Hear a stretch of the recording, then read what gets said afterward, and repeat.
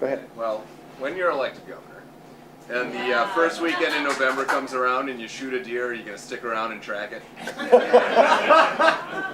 I have a lot to criticize Governor Pawlenty for. I'll let him take his deer hunting himself. But I think there were the deer incidents. I wouldn't go after him on, but I think there's a pretty long example of things that he shot in the butt but hasn't finished off. So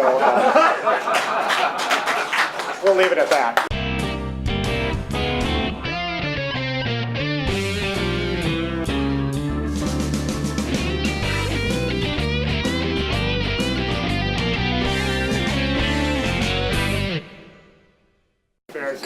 Hey, I really appreciate everybody coming out tonight. I know it's very difficult for you to sit there and drink beer, and I'll try to do my very best here.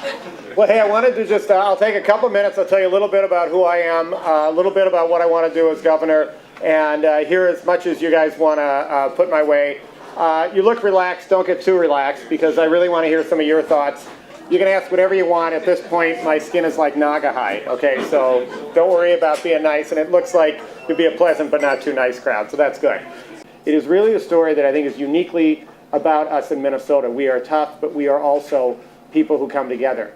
Every bit of my mother's story in raising 3 kids in a tough neighborhood, drugstore, and in trying to get us through college was about people in that community helping her. Everything about 3 generations of immigrants, finally sending one to college, was all about that. And I think right now we stand at a very complicated period of time in Minnesota where we have been so incredibly fortunate to have stood on the shoulders of generations that have built a community that is about more than ourselves.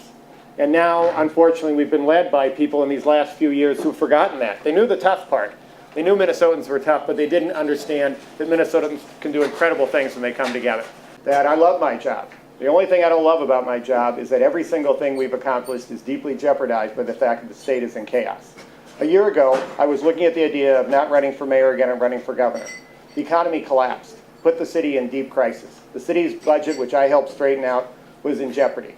And so I said what I had to do was to put the city first. So what I was going to do, and I was very public with this about people, I'm going to run again, and I'm going to steer the city through this. And I'm going to look at running for governor. If I choose to do that, people ought to know that when I'm running for governor. So I became very clear with people that I was going to look at run for governor. When it became more likely I was going to, throughout the whole summer, I went throughout this city. I was door knocking on the phone with people, and I said, I want you to vote for me, but I need you to know I'm likely to run for governor. So I had a very public conversation with the people of Minneapolis about that. A lot in the media, but a lot more one-on-one with people at their door and on the phone. And I'm proud to say that with that knowledge, they gave me 74% of the vote. I don't think anybody necessarily said, gee, we want you to leave. And I didn't say I want to leave a great job, but I do want to turn this state around. And we are in a desperate position right now. And I think all good candidates should step up and do that. And I think all Democratic candidates should run, but I think we should abide by the endorsement so that we can unify ourselves and then go take on the Republicans after a convention. But I'm especially proud of the fact that during that period of time, of a lot of visionary work in partnership with community, I was also a very tough manager. And I think we need to do that. And as Democrats and as progressives and as liberals, we will only have health care for everyone. We will only have the jobs that we need. We will only fix schools if we prove we know how to make government work by being efficient and effective and tight-fisted with people's money. So I'm really proud of the fact that during my time in office, while state spending was going up 12%, city spending up 1%. While state spending was building up debts for our kids, we paid off $117 million in debt. I will be a progressive leader for Minnesota, but I will be a tough, strong manager. We're going to focus first and most important on jobs.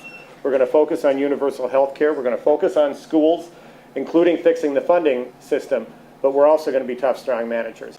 The question is, what do I think about the governor hinting at more on allotments, and what should we do as citizens to oppose that? Well, it's an excellent question. I think this is one of the most cynical political people I've seen in a long time in the governor, but I think we know his deal. He's certainly not in it for Minnesota right now. He's in it for primary states, okay? So let's get honest about what's going on there and how do we fix this thing. Well, one of the things is we have to change governors, but something's got to happen way before that. We have some fabulous people at the legislature. But one of the places that I think we need to do a better job of is having people at the legislature stand up and articulate what we are for and not be standing back so much. When the governor announced his unallotments, I went over and stood outside the governor's office.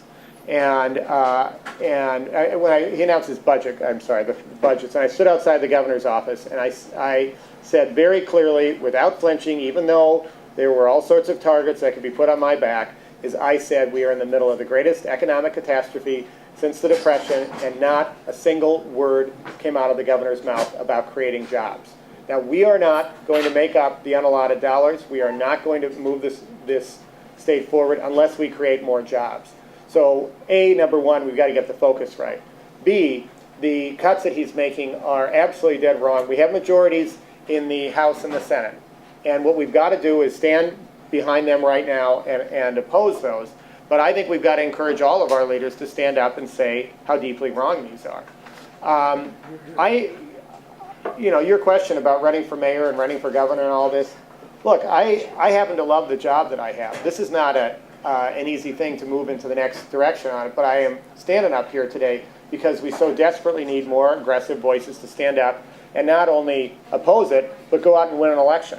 So frankly, the single best thing you can do long term is win an election. I want you to be part of helping me win an election, but whether it's me or not, we desperately must win this next election and go back in there and change that. I mean, that's the best I can do on that.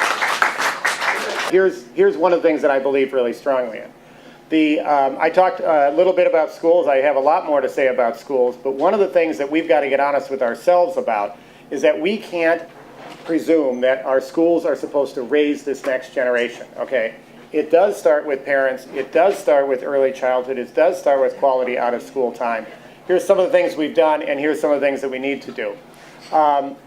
In the city of Minneapolis, we have huge learning gaps. So one of the things that has been very successful are some of the early childhood programs that we have. Way to Grow is a phenomenal organization.